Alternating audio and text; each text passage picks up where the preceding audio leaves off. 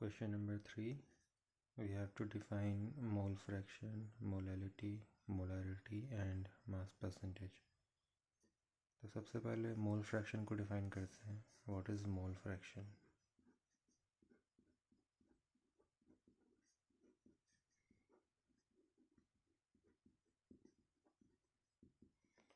तो एग्ज़ाम्पल से समझते हैं. और एग्ज़ाम्पल आपके पास एक कंटेनर है, इसमें आपके दो कंपोनेंट हैं. आपके पास सॉल्यूशन है इस कंटेनर के अंदर और इसमें दो कंपोनेंट हैं, ए प्लस बी. तो इस सॉल्यूशन में कुछ मोल्स जो होंगे ए के होंगे और कुछ मोल्स बी के होंगे, कुछ मॉलिक्यूल्स बी के होंगे. तो जब हम किसी फॉर एग्ज़ाम्पल हमको मोल फ्रैक्शन ए का निकालना है, मोल फ्रैक्शन ए ऑफ ए, तो इसका मतलब क्या हुआ? इसका मतलब ये हुआ कि हम इस सॉल्यूशन में जो ए के मॉलिक्यूल्स हैं उनकी संख्या को फ्रैक्शन में रिप्रेजेंट कर रहे हैं. तो मोल फ्रैक्शन मतलब कि जितने भी मोल्स हैं उसको हम जब फ्रैक्शन में एक्सप्रेस करते हैं वही मोल फ्रैक्शन है. तो टोटल मोल्स कितने हो जाएंगे सॉल्यूशन में? टोटल मोल्स हो जाएंगे Na moles of A plus moles of B. तो ये तो हो गए टोटल मोल्स इस सॉल्यूशन में. अब इसमें से ए के मोल्स कितने हैं? इसमें ए के जो मोल्स हैं वो है Na मोल्स ऑफ ए. तो मोल फ्रैक्शन ऑफ ए कितना हो गया? Mole fraction of A upon moles of A plus moles of B. उसी प्रकार से अगर हमको मोल फ्रैक्शन ऑफ बी बताना है तो मोल फ्रैक्शन ऑफ बी कैसे लिखेंगे? ऐसे. ये मोल फ्रैक्शन का साइन है कैपिटल एक्स और सबस्क्रिप्ट में छोटा सा बी बना दिया, सबस्क्रिप्ट में बी, यानी कि हम मोल फ्रैक्शन ऑफ बी की बात कर रहे हैं. तो ये कितना हो जाएगा? Moles of B upon total moles n of A plus n of B, moles of A plus moles of B. तो मोल फ्रैक्शन कुछ नहीं है. मोल फ्रैक्शन जो है बेसिकली किसी कंपोनेंट के मोल्स को फ्रैक्शन में एक्सप्रेस करने का तरीका है. इट्स जस्ट लाइक आपके पास 4 एप्पल हैं और उसमें से आपने एक एप्पल खा लिया. तो आपने एप्पल तो एक खाया, लेकिन अगर इसको फ्रैक्शन में एक्सप्रेस करना है तो कैसे करेंगे? इसको फ्रैक्शन में कैसे एक्सप्रेस करेंगे? ऐसे. आपने एप्पल कितना खाया? एक. कितने में से? 4 में से. 1 2 3 4. तो आपने कितना फ्रैक्शन एप्पल खा लिया? जितने भी एप्पल्स आपके पास थे उसमें से आपने कितना फ्रैक्शन खा लिया? तो 1/4 एप्पल आपने खा लिए जितने भी आपके पास थे. तो एक्चुअल में आपने एप्पल कितना खाया? 1. लेकिन जब इसी क्वांटिटी को अगर फ्रैक्शन में एक्सप्रेस करेंगे तो वो कितना हो गया? 1/4. जितने भी एप्पल आपके पास थे उसका 1/4 एप्पल आपने खा लिया. तो सेम वही कॉन्सेप्ट मोल फ्रैक्शन में भी है. जब आप एक्चुअल जो संख्या है मॉलिक्यूल्स की, उनको जब फ्रैक्शन में एक्सप्रेस कर देते हो तो बस that is mole fraction. Next, molality. तो मोलालिटी जो होता है, मोलालिटी का सिंबल होता है स्मॉल m.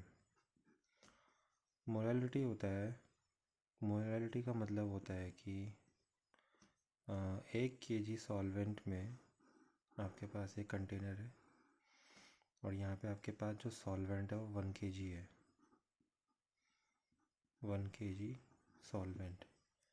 तो 1 kg सॉल्वेंट में कितने मोल्स मॉलिक्यूल मौजूद हैं? कितने मोल्स सॉल्यूट के मौजूद हैं? सपोज सॉल्वेंट है आपका B और जो आपका सॉल्यूट है वो है आपका A. आपने इसमें मिक्स कर दिया तो मोलालिटी कितनी हो जाएगी? Moles of A upon mass of weight of B in KG. Modality का यूनिट होता है मोल पर केजी। मतलब कि 1 किलो सॉल्वेंट में कितने मोल सॉल्यूट के डाले गए हैं, ये होता है मोलालिटी।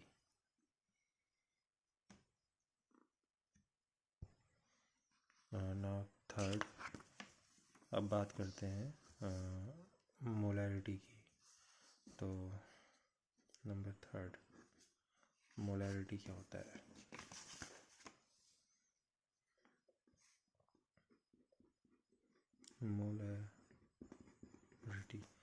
मोलारिटी का सिंबल होता है कैपिटल M।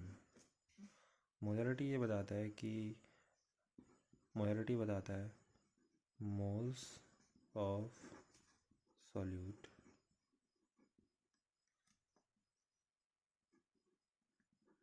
पर लीटर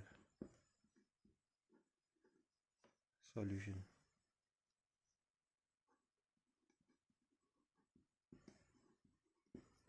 ये बताता है मोलारिटी कि 1 लीटर सॉल्यूशन में कितने मोल्स सॉल्यूट के मौजूद हैं। सपोज़ आपके पास 2 लीटर सॉल्यूशन है, ये 2 लीटर सॉल्यूशन है, और इसमें जो आपने सॉल्यूट डाला है वो आपने सपोज़ डाल रखा है 5 मोल्स। सॉल्यूट को मैं सपोज़ सॉल्यूट मान लेते हैं A। तो मोलारिटी क्या हो जाएगी? मोलारिटी हो जाएगा मोल्स ऑफ A, यानी कि moles of solute upon volume in litre. तो यानी कि 1 लीटर में कितने मोल्स सॉल्यूट मौजूद हैं। तो 2 लीटर नीचे लिख दिया और 5 मोल्स ऊपर लिख दिया, तो आंसर आ जाएगा 2.5 मोल पर लीटर।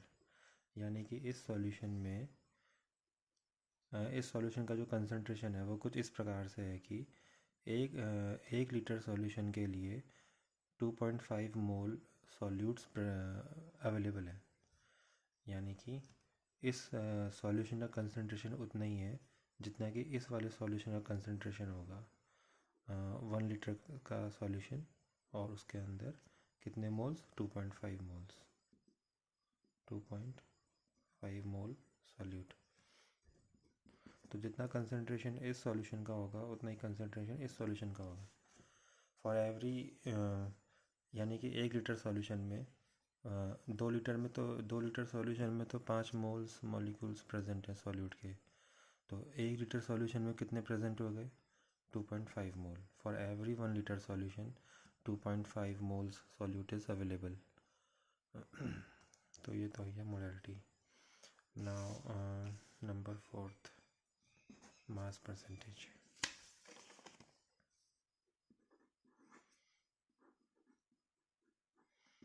मास परसेंटेज आपको ये बताता है कि बेसिकली ये बताता है कि 100 ग्राम सॉल्यूशन में सॉल्यूट कितना ग्राम है। फॉर एग्ज़ाम्पल आपके पास 500 ग्राम सॉल्यूशन है, लेकिन इसमें जो सॉल्यूट है वो कितना है? मान लेते हैं सॉल्यूट जो है इसमें सिर्फ 50 ग्राम है, 50 ग्राम। तो 500 ग्राम सॉल्यूशन में 50 ग्राम सॉल्यूट है, तो 100 ग्राम सॉल्यूशन में कितना ग्राम सॉल्यूट होगा? यूनिटरी मेथड लगा लो, 50 को 500 से डिवाइड कर लो, फिर 100 से मल्टीप्लाई कर लो, तो कितना हो गया? 0 से 0 कट गया, 10 ग्राम। यानी कि इस सॉल्यूशन में से अगर मैं